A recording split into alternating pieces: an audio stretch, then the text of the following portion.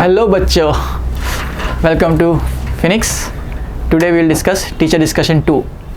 Okay, so let's start for units and dimension. Teacher discussion 2 कर रहे हैं हम लोग आज. Okay, so first question हमारा है यहाँ पर give the number of significant digits. तो significant digits देख लेते हैं. पहला क्वेश्चन है 0.165. तो डेसिमल के बाद सारे नॉन डिजिट्स को काउंट करना है. तो फर्स्ट क्वेश्चन का आंसर हो जाएगा 3 सिग्निफिकेंट डिजिट्स. सेकेंड में 40026. तो ये 5 डिजिट से सारे सिग्निफिकेंट है. ओके, तो 5 significant digits. Preceding zeros count नहीं होते, तो पहला non zero number after decimal count होता है. तो 50 ये दो टर्म्स जो है वही सिग्निफिकेंट है. तो 2 सिग्निफिकेंट फिगर्स इसके अंदर, थर्ड क्वेश्चन के अंदर 2 significant figures. Similar question fourth one, 0.0 को काउंट नहीं करना है, 2, 5, 6 काउंट होंगे, तो 3 सिग्निफिकेंट फिगर्स हो जाएंगे इसके अंदर. Question number 4, 201. 201 देखिए, तो इसमें 3 डिजिट्स है, तीनों ही सिग्निफिकेंट है. 2.653 10^4. Powers of 10 are non significant. Powers of 10 are non significant. So इसमें 4 सिग्निफिकेंट डिजिट्स है. 6.02 in 10^23. Again powers of 10 are not important, so non significant है. तो 6.02 3 डिजिट्स सिग्निफिकेंट है. तो 3 सिग्निफिकेंट फिगर्स है इसके अंदर. लास्ट वाला, ये वाले जीरोस काउंट नहीं होंगे. पहला नॉन जीरो नंबर जब भी आता है वहाँ से ही काउंट करना है. सो 6032 4 significant figures. 4 significant figures. So I hope this first question is clear to you. Let's go to question number 2. From the point of view of significant figures, which of the statement is correct?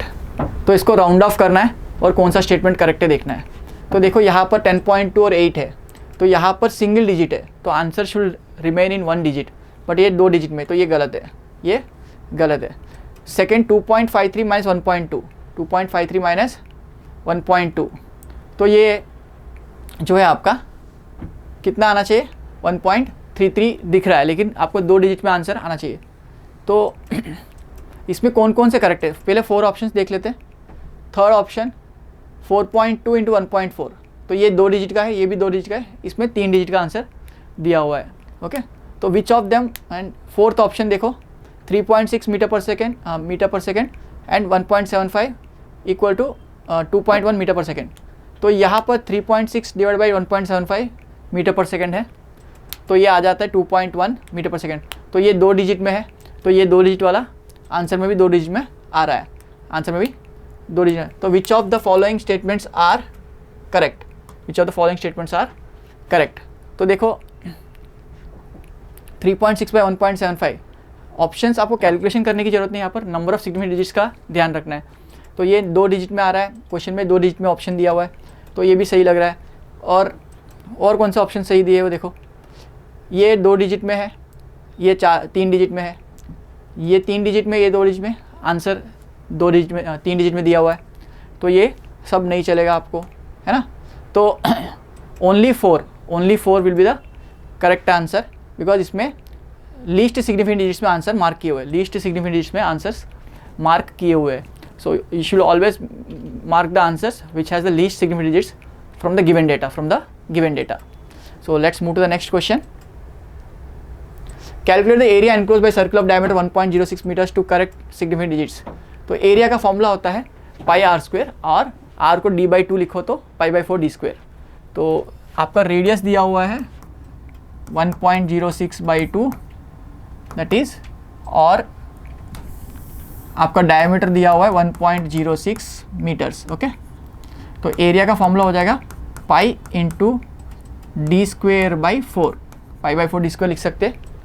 तो आपका जो answer आना चाहिए वो 1.06 जो है, उसके significant digits कितने हैं, 3 है.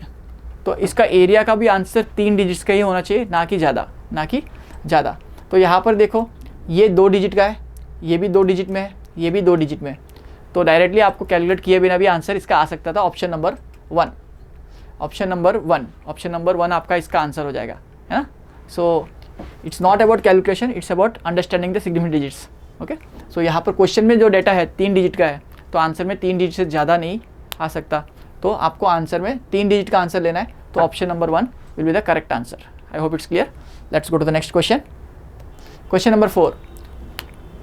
2 rods have the lengths measured as 1.8 plus or minus 0.2. 1.8 is the reading and 0.2 is the error associated with it. Okay. Similarly, 2.3 is the reading and 0.1 is the error associated with the reading. So length दिए हुए 2 rods के, calculate their combined length. combined length इन दोनों को जोड़ देंगे तो length क्या हो जाएगा बोल रहे हैं. तो पहले तो L1 प्लस L2 कर लेते हैं. 1.8 प्लस 2.3 आप इजीली कर सकते हो, है ना. ये तो आप इजीली 3.3 प्लस 0.8 इज 4.1 आप इजीली देख सकते हो, है ना. देन एरर जो होता है ऑलवेज ऐड होता है. एरर जो होता है ऑलवेज ऐड होता है. ओके, तो L is equal to L1 plus L2, ये आपको 4.1 आ गया. तो डेल्टा L1 इसको डिफ्रेंशिएट करते तो delta L1 plus delta L2 हो जाएगा. तो 0.1 प्लस 0.2 प्लस 0.1 0.3 हो जाएगा, 0.3 हो जाएगा. तो ऐसा ऑप्शन आपको ऑप्शन नंबर 1 में दिख रहा है. So this is the correct answer. This is the correct answer. Okay, I hope it's clear. Question number 4 में कोई डाउट नहीं होना चाहिए. Let's go to question number 5. Measure of 2 quantities along the precision of respect to measuring instruments are given as. Okay, 2 quantities का measurement दिया हुआ है यहाँ पर. तो value of A and B will be. Okay, A and B will be. तो यहाँ पर आप इसको प्रिसीजन पे जाओगे तो आपका ऑप्शन नंबर 1 आता हुआ दिखेगा, A B विल बी. तो A एंड B को मल्टीप्लाई करते हुए करेंगे तो आपका आंसर ऑप्शन नंबर 1 दिखेगा. बिकॉज A और B को मल्टीप्लाई करो और प्रिसीजन में जब एरर कैलकुलेट करोगे आपका answer delta A by A, that is A B को क्या लिख सकते हो, ए बी मल्टीप्लाई कर लिया आपने. ओके, तो इसका जो एरर निकालना हो तो आप लिखोगे लॉग लेके डिफ्रेंशिएट करोगे तो इसका इफेक्टिव वैल्यू जो C मान लेते, तो डेल्टा C बाई C जो हो जाएगा वो delta A by A plus delta B by B हो जाएगा, है ना. डेल्टा B बाई B हो जाएगा. तो इससे आप C की वैल्यू तो A इंटू बी मल्टीप्लाई करके निकाल सकते हो. ओके, और डेल्टा A आपको दिया हुआ है और डेल्टा B दिया हुआ है क्वेश्चन में, उनको यूज़ करके आप डेल्टा C निकाल सकते हो. तो ऑप्शन नंबर 1 इसका सही आंसर होगा. ऑप्शन नंबर 1 इसका सही आंसर होगा. Then question number 6. Radius of sphere is measured to be 2.1 plus or minus 0.5 centimeter. Calculate its surface area with the absolute errors. तो रेडियस अगेन दिया हुआ surface area 4 pi R square होता है. Surface area होता है 4 pi R square. Surface area होता है 4 pi R square. Area होता है 4 पाई आर स्क्वायर. आर की वैल्यू 2.1 दी हुई है, तो आपका आंसर 2 डिजिट में आना चाहिए. ओके, और एरर निकालते वक्त delta A by A is equal to 4 pi constant है. लॉग लेके आप डिफ्रेंशिएट करोगे 2 इंटू आर आएगा, 2 ln r आएगा, तो उसका differentiate delta R by R, that is 2 delta R by R. आपने इसको पावर्स ऑफ एरर्स में पढ़ा होगा. तो 2 into delta R by R, 2 into delta R by R use करेंगे. सो तो यहाँ पर calculate surface area with absolute error limits. तो पहले तो एरिया निकालना पड़ेगा आपको 2.1 का स्क्वायर इंटू 4 पाई. 2.1 का स्क्वायर इंटू 4 पाई करना पड़ेगा आपको, है ना. एरिया क्या हो जाएगा 4 पाई, दैट इज 22/7 ले सकते हो या 3.14 ले सकते हो, इंटू 2.1 का स्क्वायर करना पड़ेगा. ओके, ये करने के बाद आपको एरिया आ जाएगा. और यहाँ पर एरर निकालने के लिए डेल्टा आर बाई आर, तो डेल्टा A जो हो जाएगा वो हो जाएगा 2 times delta R. Delta R is given as 0.5 by R is given as 2.1 into A. A is nothing but यहाँ पर एरिया जो आया वो वैल्यू यहाँ सब्स्टिट्यूट कर सकते हो आप. ओके, इससे आपको एरर इन एरिया आ जाएगा. एरर इन एरिया आ जाएगा. सो इसको कैलकुलेट करके आप सब्स्टिट्यूट करिए.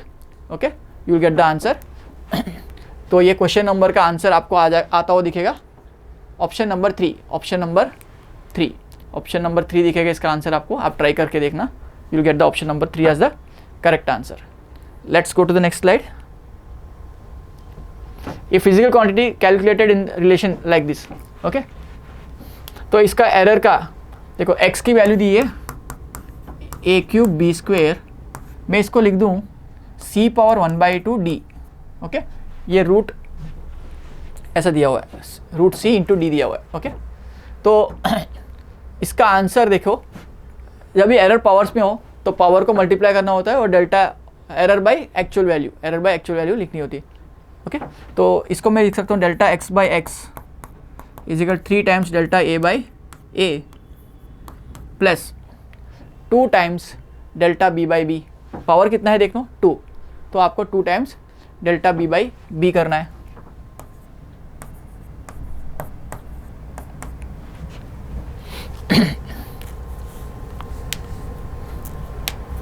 प्लस c के पावर देखो, c के पावर और d के पावर दोनों के पावर रूट है। ओके,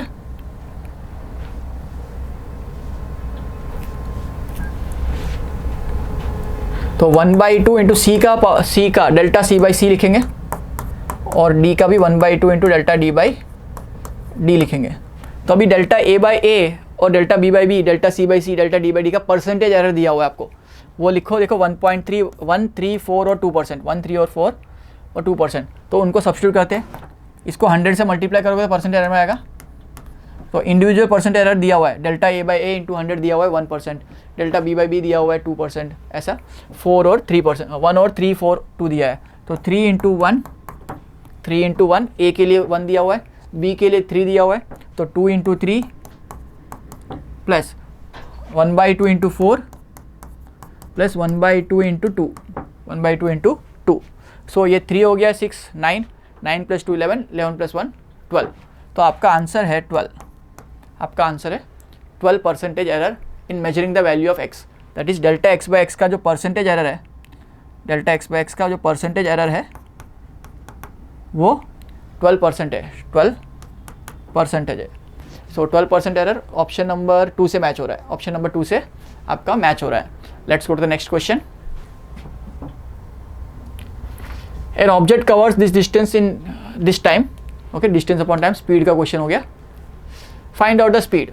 तो speed is distance upon time, distance कितना दिया 16, ये रीडिंग है 16 और 4 रीडिंग है, टाइम कितना है 4 सेकेंड। तो इसका 4 मीटर पर सेकेंड तो आपको दिख रहा है, 4 मीटर पर सेकेंड दिख रहा है। एरर निकालने के लिए आपको फॉर्मूला था v equal D by T, तो आप इसको एरर का लॉजिक यूज करके delta D by D, delta T by T लिख सकते हो। ये पावर ऊपर जाएगा -1 होगा, लेकिन -1 मल्टीप्लाई नहीं होगा, एरर इज ऑलवेज 82। तो delta v by V is equal to delta D by D plus delta T by T, ऐसे लिख सकते हैं हम लोग आराम से। तो डेल्टा डी 0.4 दिया हुआ है, okay, by 16 plus delta T 0.2 दिया हुआ है बाई 4, और डेल्टा v निकालने के लिए v को इस तरफ लेके जाते तो v की वैल्यू हमको आई 4। ओके, तो इस 4 को अंदर मल्टीप्लाई कर देते,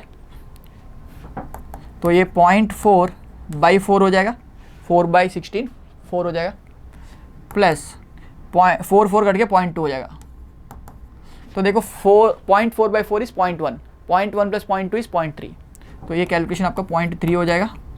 तो आपकी एक्चुअल इफेक्टिव वैल्यू जो रिजल्ट लिखना होता है वेलोसिटी का, रीडिंग प्लस एरर हो जाएगा 0.3।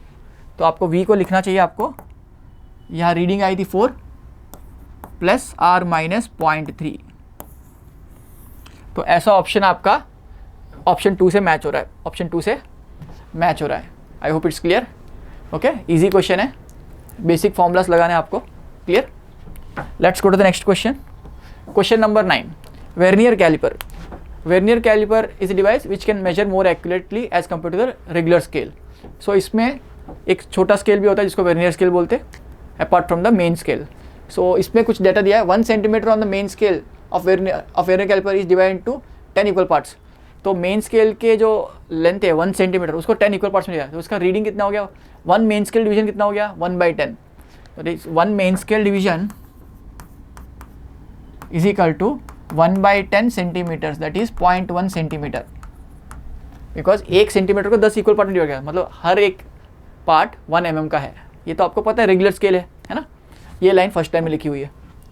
Then if 20 divisions of vernier scale coincide with 19 divisions of main scale, तो वर्नियर स्केल के 20 डिविजन्स मेन स्केल के 19 डिवीजन से मीट हो रहे हैं, उसको लिख लेते। 20 divisions on vernier scale divisions meets 19 main scale divisions. तो एक वर्नियर स्केल डिवीजन कितना हो गया, 1 vernier scale division is equal to 19/20 main scale divisions. Clear, ये आपको क्लियर हो गया। देन पूछा क्या गया है, what will be the least count, what will be the least count of caliper. Least count का डेफिनेशन होता है smallest reading that can be read. तो यहाँ पर लीस्ट काउंट का definition 1 main scale division minus 1 vernier scale division. तो least count का definition यहाँ पर 1 main scale division minus 1 vernier scale division.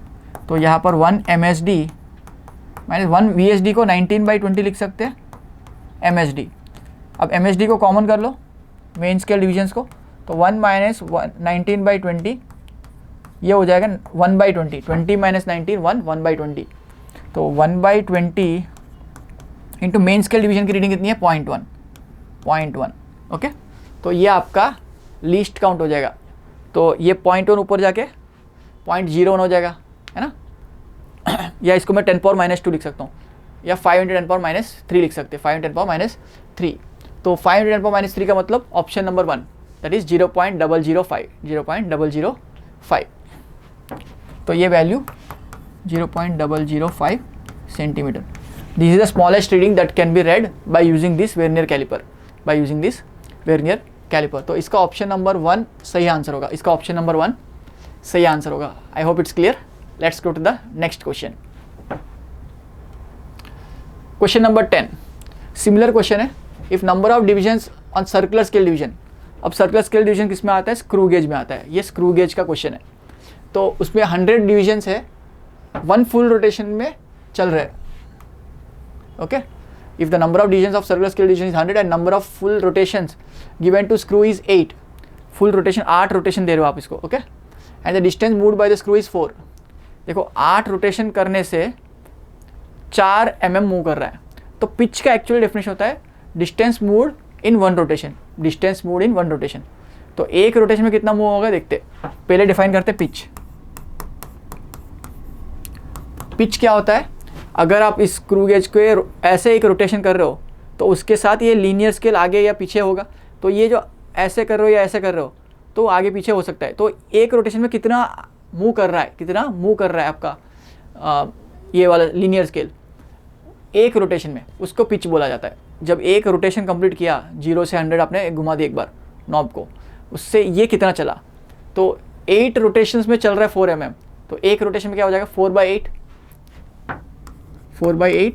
mm, because her rotation में क्या होता है, एक रोटेशन में कुछ डिस्टेंस मूव करता है। वो डिस्टेंस कैसे निकालेंगे, 8 रोटेशन में 4 है तो एक रोटेशन में 4/8 सॉरी, तो 0.5 mm क्या हो जाएगा 0.5 mm। Then what will be the least count. देखो least count for screw gauge is measured by using pitch by number of circular scale divisions. Okay, least count कैसे लिखेंगे, pitch by circular scale divisions. कितने division है यहाँ पर 100, तो 0.5 divide by 100, 0.5 divide by 100 that is 0.005। Okay, so ऐसा option आपको option number 3 में दिख रहा है, ऑप्शन नंबर 3 में दिख रहा है। तो इसका राइट आंसर होगा option number 3 0.005 mm। Okay, so I hope it's clear.